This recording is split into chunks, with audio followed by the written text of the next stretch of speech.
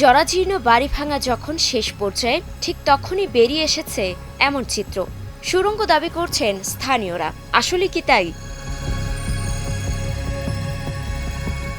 রাজশাহী কেন্দ্রীয় কারাগারের উত্তর পূর্ব দিকে অবস্থিত বাড়িটি। এটি রাজ পরিবারের বাড়ি হিসেবে চিনতেন সবাই। বাড়ি ভাঙা ও সুড়ঙ্গের খবর শুনে সেখানে ভিড় জমাচ্ছেন অনেকে। আমার মনে হয় যে এই খনন কার্যটা পরিচালনার সময়ে এক্সপার্ট দ্যাট ইজ আর্কিওলজিস্টের উপস্থিতি আমার মনে হয় থাকলে ভালো হতো।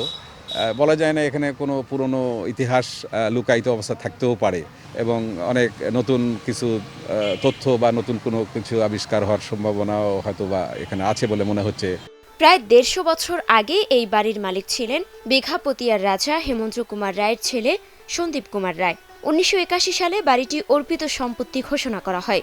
পরিত্যক্ত সেই বাড়িটি কিছুদিন আগে নিলামে বিক্রি করে দিয়েছে জেলা প্রশাসন। এখন ঠিকাদার বাড়িটি ভেঙে ইট নিয়ে যাচ্ছেন। তবে তাদের দাবি এগুলো আসলে সুড়ঙ্গ নয়, বরং তখনকার দিন অধিকাংশ ভবনের নির্মাণ শৈলী ছিল এমন। সুড়ঙ্গ যদি হতো তাহলে ওই ঘর থেকে এই ঘরে আসতো, কি আরেক চতুর সাইডে যেত, কি এই ঘরে আসতো, এরকম কোনো কিছু আমরা এখন পর্যন্ত দেখতে পাইনি। জাস্ট এই ঘরটাতেই এই অবস্থা। যদিও ইতিহাস ঐতিহ্য গবেষকরা বলছেন রাজশাহীর নানা ইতিহাসের সঙ্গে জড়িয়ে ছিল বাড়িটি।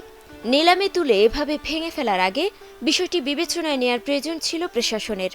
এই যে ভাঙার ডিসিশন যে নেওয়া হয়েছে, সিদ্ধান্ত, তার আগে অন্তত যারা পরিবেশ সচেতন মানুষ আছেন, ঐতিহ্য সংরক্ষণের বিষয়ে যারা নিয়মতান্ত্রিকভাবে আন্দোলন করছেন, ওনাদেরকে নিয়ে আমরা একটু বসি, এইটাই সিদ্ধান্তটা নিতে পারতেন। তাহলে আমার মনে হয় এই সংকটের উদ্ভব ঘটতো না।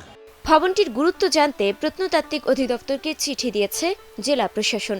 পাশাপাশি ঠিকাদারকে বাড়ির অবশিষ্ট অংশ ভাঙার কাজ বন্ধ রাখতে নির্দেশ দেওয়া হয়েছে।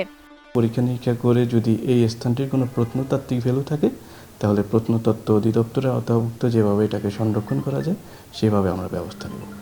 আর যদি না থাকে সেক্ষেত্রে অর্পিত সম্পত্তি ব্যবস্থাপনার আওতায় যেটা করার নিয়ম অনুযায়ী আমরা সেটি করব। সুড়ঙ্গের মতো দেখতে জায়গাটির মুখে জেলা প্রশাসনের নির্দেশে লাল নিশানা টাঙিয়ে দেওয়া হয়েছে। Desk report, star news.